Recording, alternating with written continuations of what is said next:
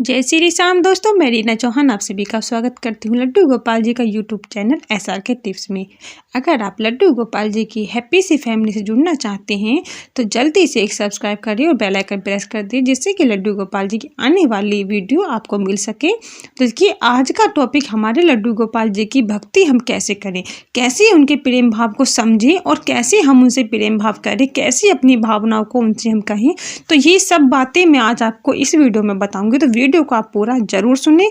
शायद आपके किसी काम की कोई बातें मिल जाए आपको, या आपके मन की कोई बात जो आप सोचते हो या आप चाहते हो कि ये कैसे होगा, क्या है इसका मतलब।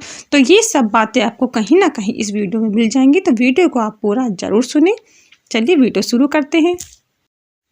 देखिए दोस्तों, लड्डू गोपाल जी की सेवा हर कोई करता है, प्रेम भाव से करता है, लेकिन कुछ लोग दिखावा कर कर लड्डू गोपाल जी की सेवा करते हैं कि उन्हें स्नान करा दिया, जल्दी जल्दी कपड़े पहना दिए और उसके बाद अपने काम में लग गए या बातों में लग गए या अपने ऑफिस चले गए, जैसे भी आपका घर का रूटीन है उसमें लग गए। लेकिन देखिए, लड्डू गोपाल जी की सेवा जब आप करते हो तो सबसे पहले मन में ये भाव रखें कि जो आप कार्य कर रहे हो वो तो आपका है ही, वो तो करना है, लेकिन इसके अलावा जो हमारे जीवन में हमें चाहिए, जो हमें करना है, जिसके लिए हमने जन्म लिया है, जिसके लिए ये सांसें हमें हमारे भगवान ने हमें दी हैं, तो उनके लिए हमें थोड़ा बहुत समय निकालना बहुत ज़रूरी है। देखिए, आप कोई भी काम करते हो जल्दबाजी में करो, कोई बात नहीं, लेकिन जब भी आप अपने लड्डू गोपाल जी की सेवा करो, थोड़ी देर से करो, जल्दी उठो या देर से उठो, कैसे भी करो, लेकिन थोड़े सब्र के साथ करें, थोड़ा समय उनके लिए निकाल के करें। ऐसा नहीं कि पूजा पे बैठे हो और अपने बच्चे से कह रहे हो कि भाई तू ये कर ले, बेटा तू ये कर ले, ध्यान काम में है, हाथ बाल गोपाल की सेवा में चल रहे हैं। तो ऐसा बिल्कुल भी ना करें। जब भी आप अपनी गोपाल जी की सेवा करने को बैठें तो पूरा मन और दिमाग दिलो अच्छी तरह से उनकी भक्ति भाव में लगाएं। ठीक है। देखिए, स्नान कराने के बाद, श्रृंगार करने के बाद, उनको भोग लगाने के बाद, उसके बाद जो हमारा काम होता है, जो हम गोपाल जी को स्नान कराते हैं, उस पानी को आप गमले में डालें, या अगर वो पानी आप पी सकते हो तो उसे पी सकते हैं, या आप पी भी नहीं सकते अपने नहाने के पानी में उसे डाल सकते हैं, या पीने के पानी में आप डाल सकते हो, कुछ भी आपको करें, लेकिन उस पानी को इधर उधर ना फेंकें। दूसरी बात, जो भी आप लड्डू गोपाल जी के वस्त्र उतारते हो, अगर आपके पास समय है तो साथ के साथ उन्हें धोकर डालिए, और नहीं डाल सकते हैं तो आप लड्डू गोपाल जी की ड्रेसेस 5, 6, 7 जो भी आप कर सकते हो इकट्ठी करें और एक साथ उनको धोकर अच्छे से सुखाएं। देखिए, सुखाने का भी तरीका ये नहीं है कि आपने ली और कहीं भी डाल दी, वो कहीं नीचे पड़ी है, कोई इधर जा रही है, कोई उधर, ऐसा नहीं है। अच्छी तरीके से इनको रखें, क्योंकि ये हमारे भगवान के वस्त्र हैं। ठीक है, इनकी भी स्वच्छता का ध्यान रखना है, क्योंकि उन वस्त्रों को हमारे बाल गोपाल जी फिर पहनेंगे। ठीक है, वो फिर उनके कोमल से प्यारे से शरीर से टच होंगे, तो उन्हें कोई परेशानी ना हो, इसलिए उनके वस्त्रों का भी विशेष आप ध्यान जरूर रखें।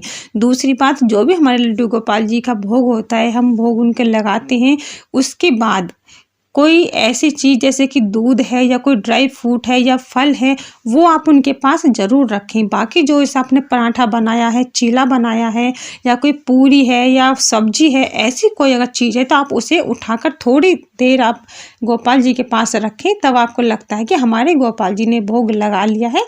तो देखिए, भोग लगा लिया है या नहीं ये हम कैसे मालूम करें, यहाँ भी एक बात बहुत काम की है। देखिए, जब हम बाल गोपाल जी का भोग लगाते हैं तो आप पर्दा करें या आप आंखें बंद करके वहाँ कुछ देर के लिए बैठ जाएं, थोड़ा भजन गुनगुनाते रहें, और जब आपको लगता है कि आपको सब्र आया है, खुद आपको ये लगा है कि हमारे बाल गोपाल जी का पेट भर चुका है या उनको भोग लगा लिया है, उनका मन अब शांत है, ठीक है, उनकी भूख अब शांत हो गई है, तब आप उस भोजन को उठाएं और अपने रसोई में लेकर जाएं, और उस भोजन को पराठों में पराठे मिला दे, सब्जी में सब्जी मिला दे, और अगर आपने रायता रखा है तो रायते को रायते में मिला दे। जो भी आपने अपने लड्डू गोपाल जी को भोग लगाया है, उन चीज़ों को उठाएं, उन्हीं में मिला दे। तो देखिए, ये थोड़ा थोड़ा पूरे परिवार को मिलता है। ठीक है, या आप ऐसा नहीं कर सकते हैं, नहीं आप ऐसा करते हो, नहीं आपको इतना समय है, तो आप ले साथ के साथ खुद खा ले, या अपने बच्चों को घर में जो भी है सबको थोड़ा थोड़ा दे दें। लेकिन ऐसा ना करें बिल्कुल भी कि भोजन आपने उठाया और इधर उधर रख दिया, वो सूख गया, गिर गया, या मक्खी उस पर बैठ रही है या कोई मच्छर उस पर लग रहा है, ऐसा ना करें। देखिए ये हमारे बाल गोपाल जी का झूठा भोजन जो हमें मिला है, जो उन्होंने प्रसाद के रूप में हमको दिया है, तो वो हमें प्रेम भाव से ग्रहण करना चाहिए। खुश नसीब होते हैं वो लोग जिन्हें ये भोजन, ये प्रसाद मिलता है। ठीक है, तो आप इस बात का भी बहुत ज़्यादा ध्यान रखें। अब देखिए बात आती है कि भक्ति हम कैसे करें, क्या है इसका मतलब। देखिए भक्ति करने के लिए कोई सीखता नहीं है, इसका कोई ट्यूशन नहीं होता है, या हम ये कहीं स्कूल में नहीं बताई जाती है, कॉलेज में नहीं बताई जाती है कि भक्ति कैसे करें, क्या है। ये तो खुद मन के भाव होते हैं जो बाहर आते हैं। जितना रस आपके मन में होगा, जितना भाव आपके मन में होगा, आप इतने ही भाव से अपने बाल गोपाल को अपना बनाएंगे। जब बाल गोपाल को आप अपना बनाएंगे तो वो खुद भी हमको अपना बनाते हैं। अब देखिए बात आती है कि हमारे बाल गोपाल हमें अपना कैसे बनाते हैं, इसकी क्या पहचान है। देखिए जब आप अपने बाल गोपाल की सेवा करते हो, ठीक है, और आपकी आंखों से आंसू बहते हो, बार बार आपके होठों पर उनके लिए कोई भजन गुनगुनाते रहते हो, या उनकी बातें कहने का मन करता हो, या राधे राधे नाम जपने का मन करता हो, या कोई भी मंत्र आपको जपने का मन करता हो, तो इसका मतलब ये होता है कि आप जहाँ जहाँ जा रहे हो, जो भी आप काम कर रहे हो, आपके बाल गोपाल आपके पीछे पीछे घूम रहे हैं और वो आपको छेड़ रहे हैं, आपके मन के तारों को छेड़ रहे हैं। तो वो जो आपके मुंह से शब्द निकलते हैं वो आपसे नहीं, वो उनकी भावना निकलती है, उनके भाव बाल गोपाल के हमारे दिल से बाहर आते हैं, तो वो हमारे मन के तारों को छेड़ते हैं। तो देखिए ये असली पहचान है कि जब हम भक्ति भाव से बाल गोपाल की सेवा करते हैं तो इसी तरीके से हमारे मन में एक उमंग सी पैदा होती है। कुछ भी अच्छा नहीं लगता, बिल्कुल भी नहीं अच्छा लगता, बस ये लगता अपने काम करते रहें और ध्यान अपने बाल गोपाल की सेवा में लगाते रहें। देखिए ऐसा नहीं है कि मंदिर में बैठकर ही हम पूजा भक्ति की सेवा करें, या ऐसा नहीं है कि दीपक जलाकर ही हम उनकी सेवा कर सकते हैं, ऐसा नहीं है। नहीं आपको समय है तो मत करिए, एक साधारण दीपक जलाएं, स्नान कराएं, भोग प्रसाद उनके पास रखें और अपने काम में लग जाइए। क्योंकि हमारे बाल गोपाल एक प्रतिमा बनकर एक जगह नहीं रहते हैं, वो हमारे साथ साथ हमारे मन में आकर हमारे मन के तारों को छेड़ते हैं, हमारे पीछे पीछे घूमते रहते हैं और किसी ना किसी रूप में, किसी ना किसी बहाने से हमारी हर एक इच्छाओं को पूरा करते हैं।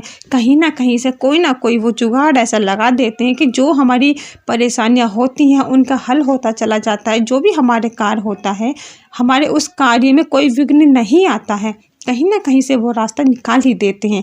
और जब हमारा रास्ता ही सारा साफ होता है, कुछ परेशानियां होती ही नहीं है, तो हमारा दिल और दिमाग बस उनकी सेवा में लगा रहता है कि चाहे जो होता हो जाए, नुकसान हो, बिगाड़ हो, दुख हो, सुख हो, अच्छा हो, बुरा हो, जो भी हो, होने दो, हमें कोई मतलब नहीं, मैं तो अपने बाल गोपाल की सेवा में लगी रहूँगी।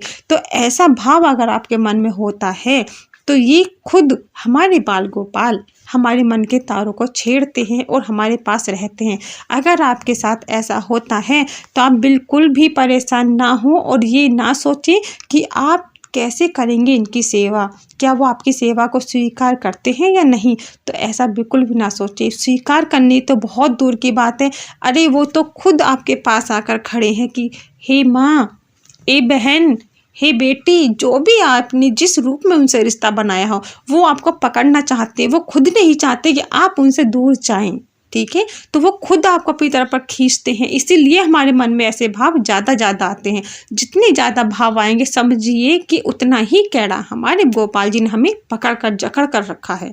तो ऐसे भाव अगर आपके मन में हैं तो समझ जाइए कि आपको कहीं जाने की ज़रूरत नहीं है और ना ही ये सोचने की ज़रूरत है कि आगे क्या होगा, कैसे होगा, बिल्कुल भी ना सोचिए, ठीक है।